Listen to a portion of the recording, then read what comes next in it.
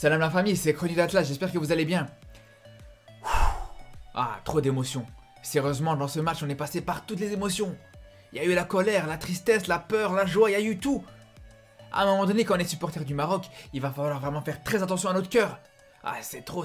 Et d'ailleurs, ceux qui ont suivi le match avec moi sur Twitch en live, ils ont bien vu que j'avais du mal à tenir. D'ailleurs, pour info, pendant le match retour aussi, je serai en live sur Twitch. Mais pour le coup, quand on regarde un match du Maroc, il faut savoir que tu peux pas être comme ça, les bras croisés, et rester de marbre sans avoir d'émotion. Surtout dans ce genre de match. Déjà de base, un match de qualification pour la Coupe du Monde, c'est déjà un match hyper intense en termes d'émotion.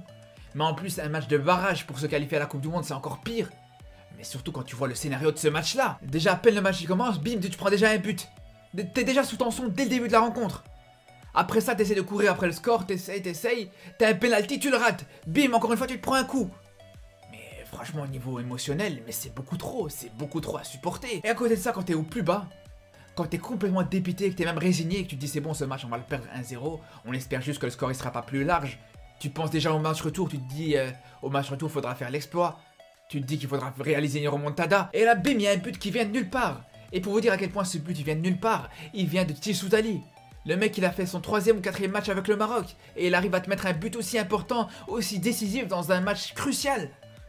Et le pire, c'est que même le passeur, ça vient d'El Kaabi qui a fait une canne catastrophique. Il a réussi à être décisif sur ce match-là.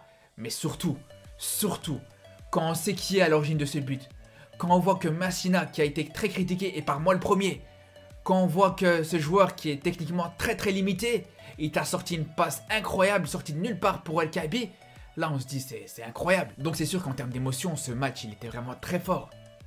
Et ça je pense qu'en tant que Marocain ou même en tant que Congolais. Parce que là je vous ai décrit mes émotions en tant que Marocain, mais tu poses la question à un Congolais, il te décrira la même chose. Dans un ordre différent, mais il aura vécu les mêmes émotions. Par contre, une fois que tu retires l'aspect émotionnel du match, c'est sûr qu'après ça il n'y a plus rien. Ah, ce match, il était vraiment pas du tout beau à voir. C'était pas du tout un match spectaculaire. Tu mets un spectateur neutre devant ce match, il va vraiment s'ennuyer. Nous, en tant que Marocains, bien sûr qu'on était intrigués et qu'on était passionnés et pris par ce match du début jusqu'à la fin. Pour les Congolais, je suppose que ça a été la même chose. Mais tu prends un spectateur neutre, il va se tirer une balle au bout de 15 minutes, c'est pas possible. On a vu beaucoup trop de déchets du côté des deux équipes. Et là, pour le coup, autant on n'attendait pas forcément le Congo répondre présent au niveau technique dans ce match. Et encore, je trouve qu'ils ont même été supérieurs aux attentes qu'on avait sur eux. Mais du côté marocain, là, par contre, c'est vraiment une grosse déception. Techniquement, ça a été une très grosse déception. J'attendais vraiment beaucoup plus de la part des Lions d'Atlas. Et s'il vous plaît, ne venez pas me parler du terrain. Parce que d'accord, c'est vrai que le terrain, il avait l'air difficile. On voyait que le ballon, il accrochait, il avait du mal à bien glisser.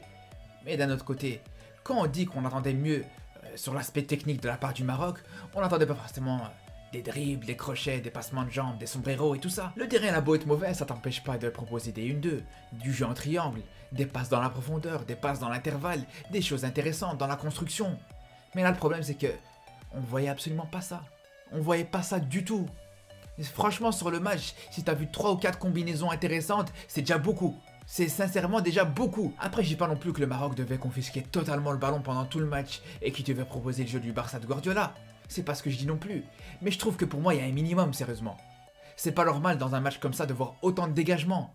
C'est pas normal de voir que plusieurs fois, il y a des possibilités de construire, il y a des solutions, il y a plusieurs solutions vers l'avant et que tu cherches directement la solution longue. Après, au final, c'est vrai que le Maroc a quand même mis un but grâce à un dégagement.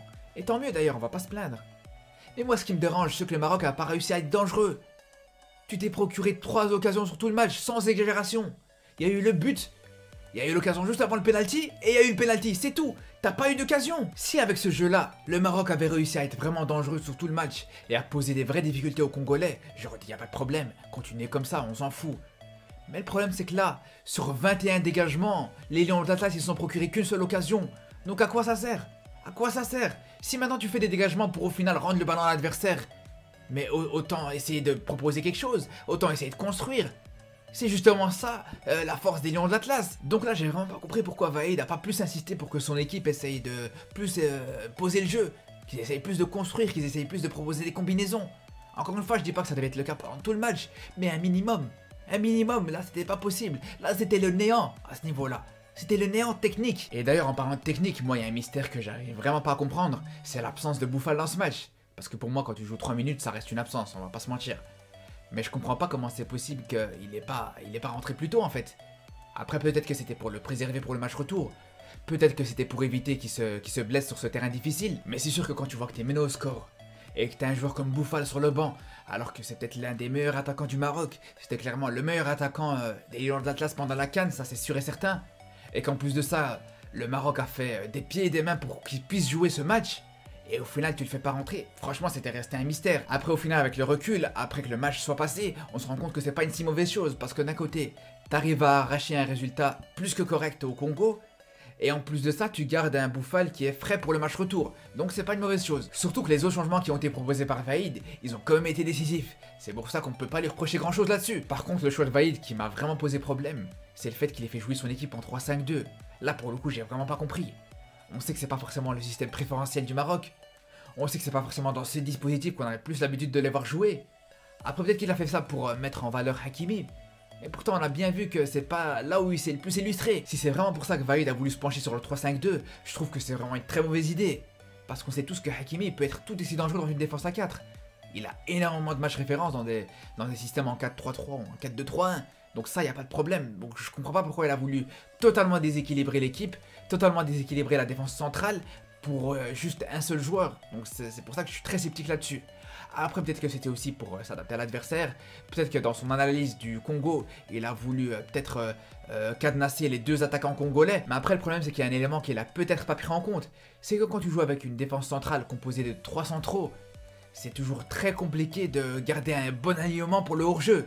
Surtout quand c'est des défenseurs qui n'ont pas forcément l'habitude de jouer ensemble. Et là, pour ce qui est de Aguerd et Saïs, on sait qu'ils se connaissent par cœur. Ça, y a pas de problème là-dessus. Par contre, pour ce qui est de Aguerd et Mahé, ou Saïs et Mahé, là c'est compliqué.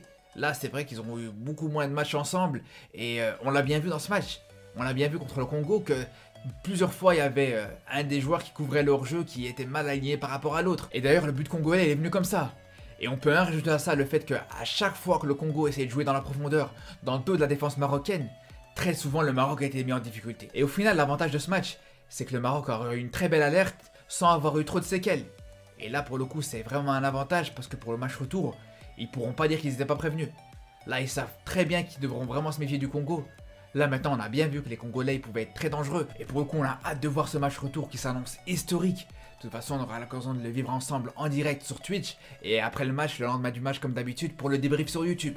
Donc, je vous dis à très bientôt. Et surtout, d'ici là, prenez soin de vous!